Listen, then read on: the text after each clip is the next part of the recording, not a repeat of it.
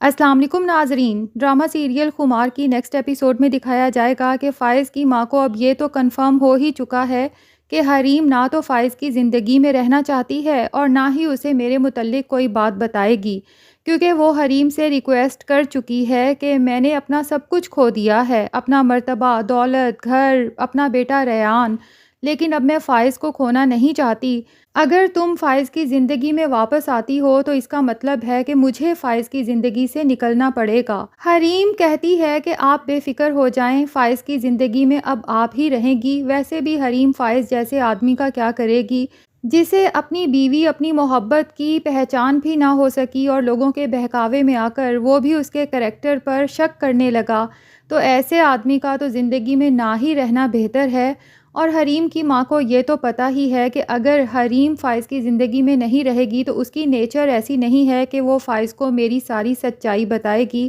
اب وہ حریم کی طرف سے تو مکمل سیٹسفائیڈ ہو جاتی ہے اور حریم سے کہتی ہے کہ ایک مشورہ دوں تمہیں، جتنی جلدی ہو سکے اپنی نئی منزل کا تعین کر کے اپنی زندگی نئے سرے سے شروع کرو۔ اس کا مطلب تو یہی ہوتا ہے کہ اب تمہیں کسی اور کے ساتھ شادی کر لینی چاہیے، جلد سے جلد فائز سے ڈائیورس لے کر۔ حریم کہتی ہے کہ آپ کو ایک بات بتاؤں، مجھے آپ سے کچھ بھی نہیں چاہیے، حتیٰ کہ مشورہ بھی نہیں، جس پر فائز کی ماں کو انسلٹ تو کافی محسوس ہوتی ہے، لیکن وہ دل میں یہ خوش ہوتی ہے کہ حریم کا پتہ تو صاف ہوا۔ اب صرف ناصر رہ گیا ہے جو فائز کو اس کی ماں کی حقیقت بتا سکتا ہے، تو وہ چلی جاتی ہے ناصر کے گھر اس کا منہ ہمیشہ کے لیے بند کروانے۔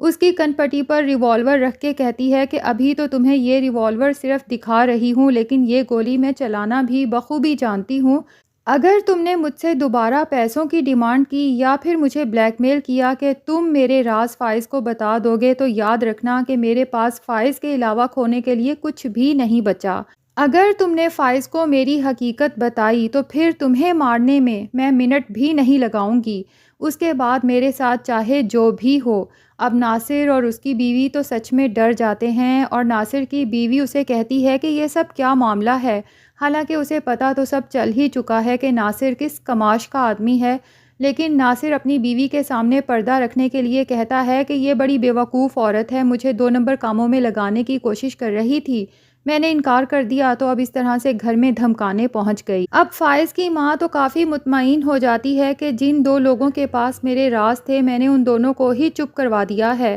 تو اب وہ لائبہ سے کہتی ہے کہ تم نے اپنے بھائی کے سامنے اپنی زبان بند رکھنی ہے اور حریم کی زیادہ تعریفیں نہیں کرنی، اور نہ ہی فائز کو یہ کبھی پتہ چلنا چاہیے کہ حریم نے ہمیں اپنے گھر میں رکھا تھا۔ جلدی سے اپنا سامان سمیٹو اس سے پہلے کہ فائز شہر واپس پہنچے، ہمیں نئے گھر میں شفٹ ہونا ہے، کیونکہ فائز کی ماں اپنے گولڈ کا کڑا بیچ کر رہنے کے لیے انتظام کر آئی ہے۔ لائبہ تو جب اپنی ماں کی یہ سب باتیں سنتی ہے تو حیران ہو جاتی ہے کہ اتنا سب کچھ ہو جانے کے باوجود بھی میری ماں کے دل سے حریم بھابی کی نفرت نہیں نکلی، اور کتنی احسان فراموش ہے میری ماں کہ جب سب نے ہمیں سہارا دینے سے انکار کر دیا مشکل وقت میں، حتیٰ کہ میری ماں کے امیر کبیر دوستوں نے اور ہمارے رشتہ داروں نے،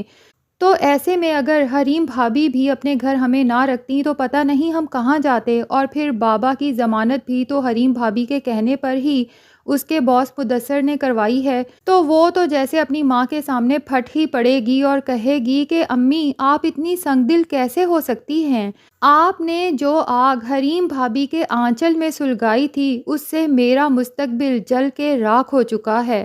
کیا آپ کو نظر نہیں آتا کہ آپ نے حریم بھابی کی زندگی خراب کرنے کی کوشش کی تھی اور اس کے بعد سے آپ کی اپنی بیٹی کی زندگی کس قدر خراب ہو چکی ہے؟ کس طرح سے میرے نکاح والے دن پولیس ڈیڈی کو گرفتار کر کے لے گئی تھی، پورے زمانے کے سامنے ہماری جگ ہسائی الگ ہوئی تھی اور میری شادی بھی ہوتے ہوتے رہ گئی تھی، کیا آپ کو یہ سب نظر نہیں آتا؟ لیکن فائز کی ماں کی نفرت حریم کے لیے کبھی شاید کم ہو ہی نہیں سکتی، اس لیے وہ لائبہ کی باتوں پر غصے میں آ کر ہاتھ اٹھا لے گی اور کہے گی کہ اپنی بکواس بند رکھو۔ دوسری طرف چونکہ مدثر ذل ہما کے انتقال کے بعد کچھ دن گھر میں ہی رہنا چاہتا ہے کیونکہ وہ بہت زیادہ سوگ میں ہے، تو اس نے حریم کے ذمے اپنا تمام بزنس لگا دیا ہے کہ وہ کچھ دن اسے مکمل طور پر سنبھالے۔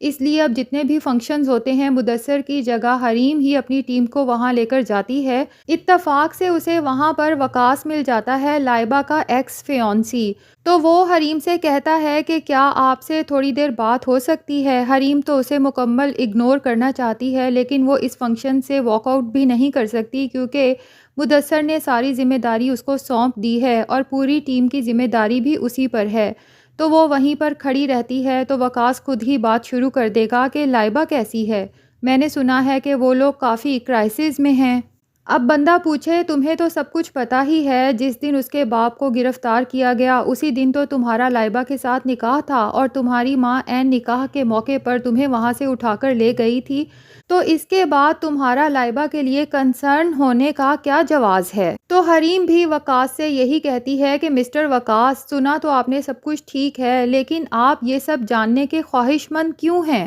کیونکہ آپ نے تو عین موقع پر لائبہ کو سہارا دینے کی بجائے اسے چھوڑنا زیادہ مناسب سمجھا تھا۔ ڈوبتی ناؤ سے چھلانگ لگا کر عین موقع پہ کنارے جا لگے تھے۔ اب اتفاق سے جب حریم اپنے کام سے فارغ ہو جائے گی تو وہ سوچے گی کہ مجھے تعزیت کے لیے مدثر سر کے گھر جانا چاہیے، تو وہ جب مدثر کی طرف جا رہی ہوگی تو اتفاق سے اسے باہر ہی مدثر نظر آ جائے گا۔ وہ مدثر سے اس کی وائف کے انتقال کی تعزیت کرے گی تو مدثر بہت زیادہ دکھی ہو جائے گا، اس کی آنکھوں میں آنسو آ جائیں گے جو کہ حریم کو بہت تکلیف دیں گے، اور وہ سوچے گی کہ یہ انسان ہمیشہ سب کے کام آتا ہے، ہمیشہ سب کے لیے بہتر سوچتا ہے، اور آج یہ اس قدر تکلیف میں ہے۔ مدثر حریم سے کہے گا کہ میں نے ذل ہما کے ساتھ ٹھیک نہیں کیا، بہت سی باتیں ہیں جو میری دل میں ہی رہ گئی ہیں، کاش کہ میں اسے وقت پر وہ سب باتیں کہہ سکتا، لیکن اب کیا فائدہ، اب تو وہ اس دنیا سے ہی جا چکی ہے، اب بس میرے پاس لفظ کاش کے سوا کچھ بھی باقی نہیں رہا۔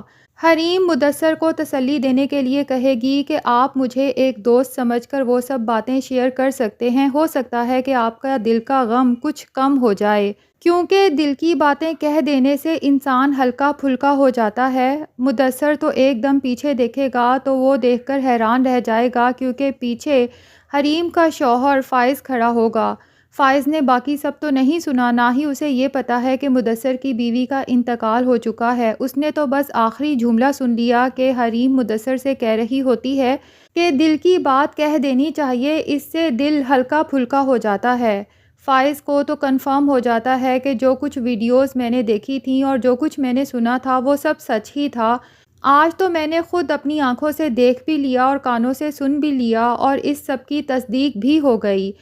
تو وہ طنز کے تیر چلا کے کہے گا کہ ہاں حریم بی بی، یہ تو آپ کی پرانی عادت ہے، لوگوں سے دل کی بات کہنا۔ حریم تو فائز کو وہاں دیکھ کر حیران پریشان ہو جائے گی، لیکن اس کے پاس اپنی صفائی میں کہنے کے لیے ایک دفعہ پھر کوئی لفظ نہیں ہوگا، اور نہ ہی اب وہ اپنے الفاظ ضائع کرنا چاہتی ہے فائز جیسے شکی مزاج آدمی پر، اس لیے وہ سوچتی ہے کہ جو فائز سمجھتا ہے سمجھتا رہے، میرا دامن پاک ہے اور اس کا گواہ اللہ ہے، مجھے انسانوں کو اپنی پاک دامنی کی گواہیاں دینے کی کوئی ضرورت نہیں ہے، خاص طور پہ ان انسانوں کو جن لوگوں نے کبھی میرے اوپر یقین ہی نہیں کرنا۔ اس لیے وہ تو وہاں سے چلی جاتی ہے۔ اب مدثر فائز کو سمجھانے کے لیے، اس کی غلط فہمی دور کرنے کے لیے آگے بڑھے گا، لیکن جیسے ہی وہ فائز کو پکارے گا، فائز تو غصے اور نفرت سے مدثر کی طرف دیکھے گا اور وہاں سے چلا جائے گا۔ تو ناظرین، ابھی تک تو اس ڈرامے کا اینڈ یہی نظر آ رہا ہے کہ حریم فائز سے خلا لے لے گی اور اس کے بعد مدثر سے شادی کر کے ہنسی خوشی اپنی زندگی شروع کر دے گی۔ فائز کو جب تک اپنی ماں کی اور ناصر کی حقیقت پتہ چلے گی تب تک بہت دیر ہو چکی ہوگی اور فائز کا دامن ہمیشہ کے لیے خالی ہو چکا ہوگا، پھر اس کے پاس پچھتاوے کے سوا کچھ بھی باقی نہیں بچے گا۔ آپ سب کو آج کی ایپیسوڈ کیسی لگی کمنٹ سیکشن میں اپنی رائے کا اظہار ضرور کریں، اور اگر ابھی تک آپ نے ہمارے چینل کو سبسکرائب نہیں کیا تو جلدی سے چینل کو بھی سبسکرائب کر لیں۔